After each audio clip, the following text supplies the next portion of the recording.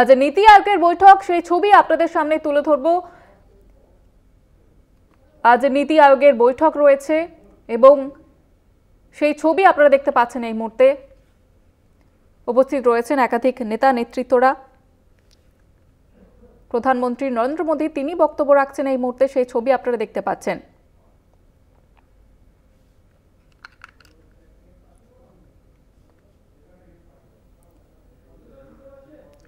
আপনারা দেখতে পাচ্ছেন নীতি আয়োগের বৈঠকে প্রধানমন্ত্রী নরেন্দ্র মোদী তিনি বক্তব্য রাখছেন। একাধিক নেতা নেতৃত্বরা তারা পৌঁছে গিয়েছেন।